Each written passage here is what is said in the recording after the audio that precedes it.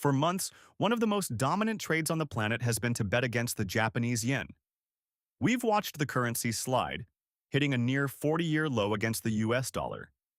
We've also seen Japan throw tens of billions of dollars at the problem in solo interventions, only to watch the effects fizzle out.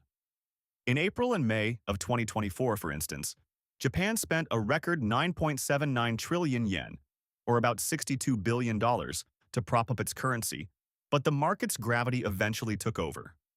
But now, the entire equation is facing a potential shift.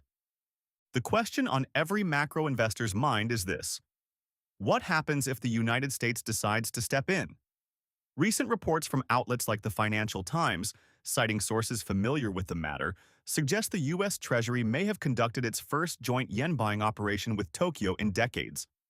This comes after the U.S. Treasury issued an unusual warning in late July 2026, calling the yen severely undervalued and stating that excessive volatility is undesirable.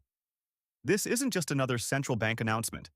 It's a signal that could trigger a massive unwinding of the carry trade and send shockwaves through the global economy. So, why would the U.S. suddenly consider a move to save the yen, and what does it mean for the dominance of the dollar?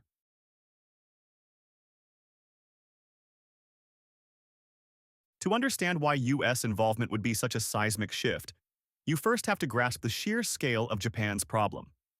The yen's free fall isn't just a number on a screen, it's a national economic crisis.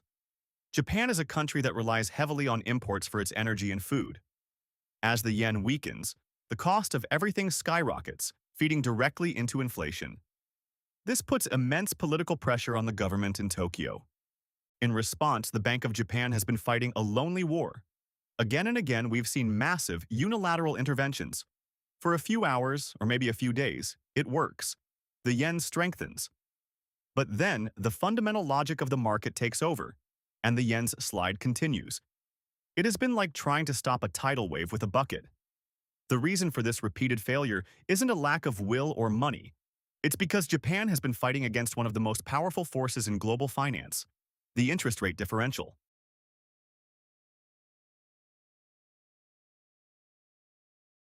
At its core, the story of the weak yen is a tale of two completely different monetary policies. In the United States, the Federal Reserve has been battling inflation, holding its benchmark interest rate in a target range of 3.50% to 3.75% as of its July 2026 meeting. In stark contrast, the Bank of Japan, even after a hike in June 2026, has a policy rate that stands at just 1.0%. This enormous gap in interest rates is the engine of the yen carry trade. It's a strategy that has become one of the most popular trades in the world. Simply put, large investors borrow money in Japanese yen, where interest rates are cheap, and then use that money to buy assets in US dollars, where they can earn a much higher return. They profit from the carry, or the difference in yield. This constant selling of yen to fund purchases of dollars creates a powerful, persistent downward pressure on the Japanese currency. For Japan to fight this alone is to fight the fundamental logic of global capital flows. Every time the Bank of Japan buys yen, armies of traders see it as an opportunity to reload their short positions at a better price, knowing the underlying macro trend is still in their favor. This is why Japan's solo interventions, however massive, have ultimately been unable to reverse the trend. They were fighting the symptoms but not the cause.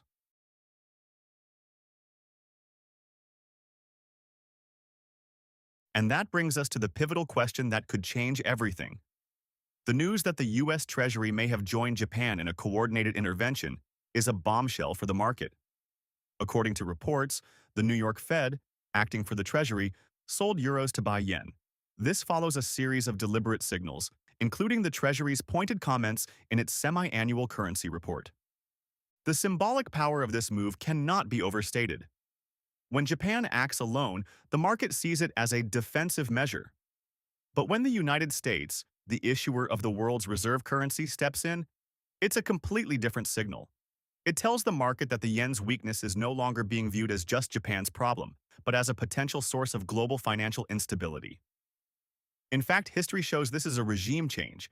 It tells every trader shorting the yen that they are no longer just fighting the Bank of Japan. They are now fighting the coordinated weight of the world's two largest advanced economies. The last time the US joined Japan to prop up the yen was during the Asian financial crisis in 1998.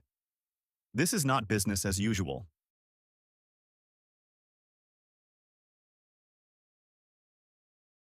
To understand the historical weight of this moment, we have to look back to 1985 and the famous Plaza Accord. Back then, the situation was reversed. The US dollar was seen as massively overvalued, crushing American manufacturing. In a historic meeting at the Plaza Hotel, the G5 nations, the US, Japan, West Germany, the UK, and France, agreed to coordinate their actions to bring the dollar down. What followed was a dramatic depreciation of the dollar, particularly against the yen. The Plaza Accord became the textbook example of successful policy coordination. Now, there's a crucial lesson from that era. The intervention itself wasn't the only thing that moved the market.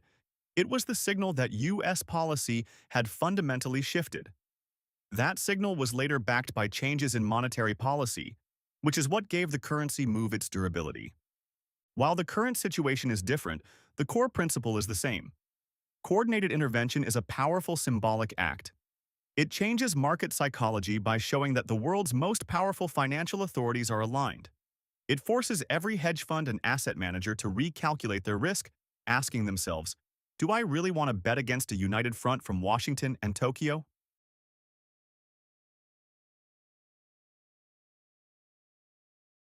So what happens now?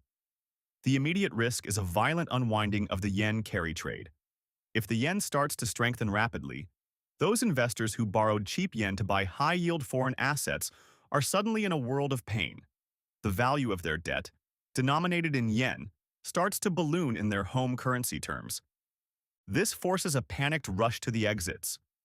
To close their positions, they must sell the assets they bought, US stocks, corporate bonds, even crypto, and use the proceeds to buy back yen to repay their loans. This deleveraging doesn't just happen in a vacuum. It can create a vicious cycle where selling begets more selling, driving asset prices down and causing market volatility to spike. Because the yen carry trade has been a popular source of funding for so many different strategies, its unwind has the potential to ripple across the entire global financial system. This is not about whether certain stocks are too expensive. It's about a structural shift in global capital flows. The boom is real, but the question around it is longevity. This is a pivotal moment, and the story is still unfolding.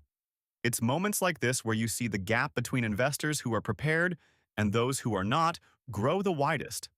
And what we have witnessed is more than just another intervention. For years, the market has treated the collapsing yen as a one-way bet. Japan's solo efforts were seen as minor roadblocks on a clear highway. But the potential entry of the United States fundamentally alters the map. It raises the stakes for everyone involved and introduces a level of political risk that traders cannot ignore. The ultimate question remains whether this will be backed by a shift in underlying monetary policy, which is what will determine the long-term trend. But for now, the message is clear. If Tokyo acted alone, this was a defense. But with Washington involved, it has become a warning. USD JPY is no longer just a simple carry trade, but a highly policy-sensitive asset where official coordination can, and just may have, changed the rules of the game.